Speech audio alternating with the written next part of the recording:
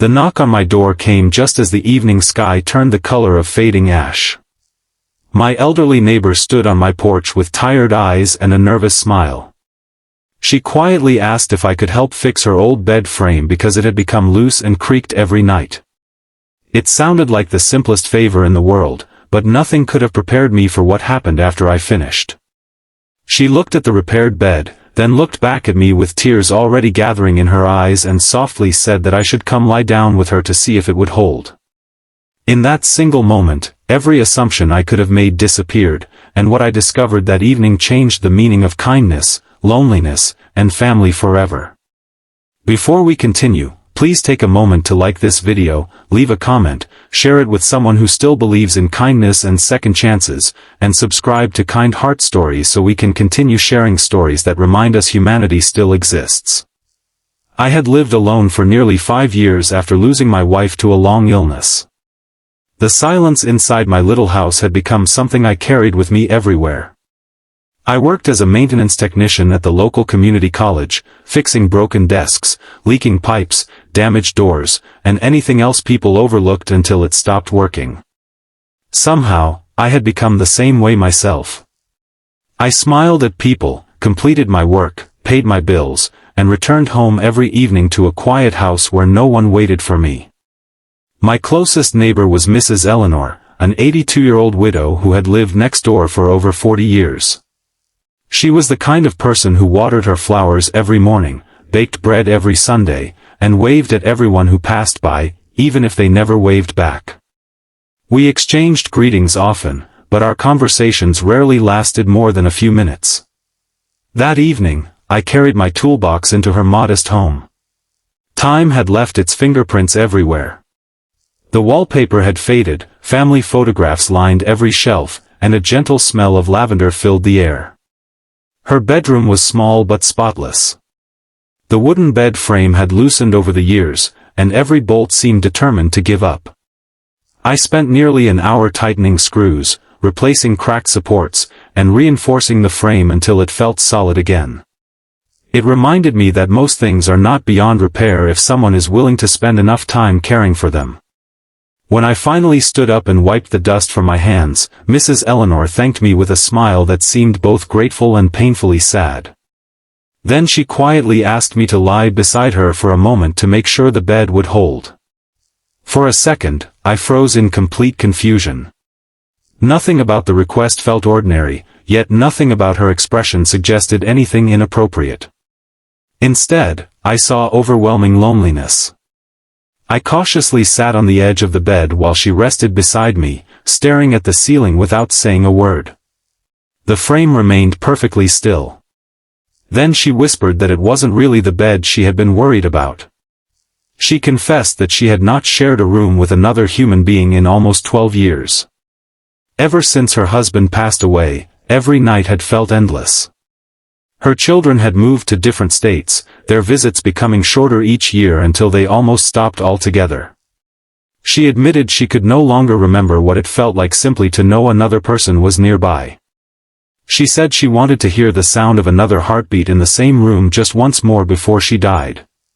The request had never been about testing furniture. It had been about testing whether she still mattered to someone. Those words struck me harder than I could explain. I realized I understood her loneliness better than anyone else possibly could. I had spent years pretending I enjoyed my independence while secretly fearing the silence waiting behind my own front door every evening. We sat there talking for hours, sharing memories of the people we had lost, the dreams that had quietly faded, and the strange ways grief changes over time. It never completely disappears.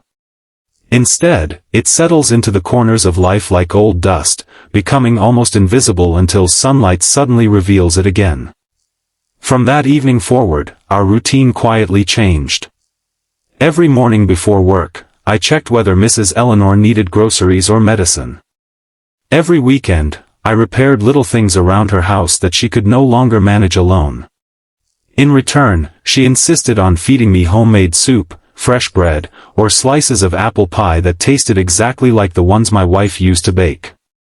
Without either of us planning it, we became the family each of us had been missing. The neighborhood slowly noticed. Children began stopping by after school because Mrs. Eleanor always kept a jar of cookies on her kitchen counter. Other neighbors started helping with yard work, carrying heavy boxes, or simply sitting with her during the afternoons. One simple act of kindness had quietly spread from one home to another until an entire street began looking after one another again.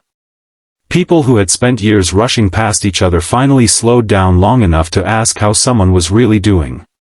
Then winter arrived, bringing icy roads and bitter winds.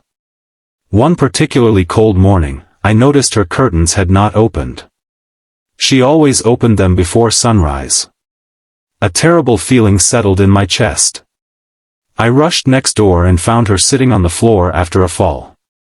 Thankfully, she was conscious, but she had been unable to stand for several hours. The doctors later told us that if she had remained there much longer, the outcome could have been very different. That realization haunted me for days. I kept thinking about how easily quiet people disappear without anyone noticing. After she recovered, I helped arrange a medical alert system, and together we convinced her children to become more involved. They were shocked to learn how isolated their mother had become. Distance and busy lives had slowly convinced them she was doing fine because she never complained. They began calling every week, visiting more often, and bringing their own children to spend time with their grandmother. Watching laughter return to that little house felt like witnessing spring arrive after the longest winter imaginable. Months later, on my birthday, Mrs. Eleanor handed me a small wooden box. Inside was an old photograph of her family gathered around the same bed frame I had repaired. On the back, her late husband had written that a strong home is never held together by wood or nails, but by people who refuse to let one another face life alone. I couldn't stop the tears. That fragile old bed had become something far greater than a piece of furniture. It had become the place where two lonely souls remembered that healing often begins with the smallest act of compassion.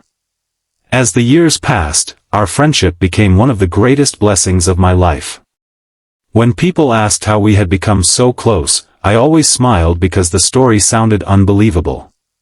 It all started with a loose bed frame and a simple request that seemed strange until I understood the heartbreak hidden behind it.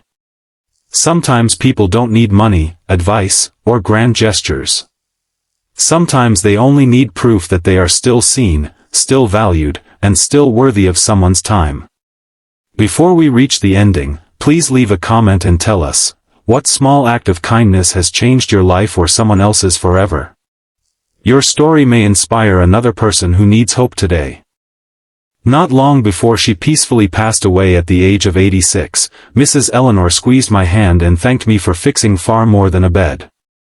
She said I had repaired a broken heart that had almost forgotten how to hope. I wanted to tell her the truth, that she had done exactly the same for me. Losing her was painful, but unlike the loneliness that once filled my home, this grief came with gratitude. It reminded me that love does not always arrive through family by blood. Sometimes it quietly walks across the yard carrying a toolbox, expecting to repair furniture, only to discover two broken hearts waiting to be mended instead.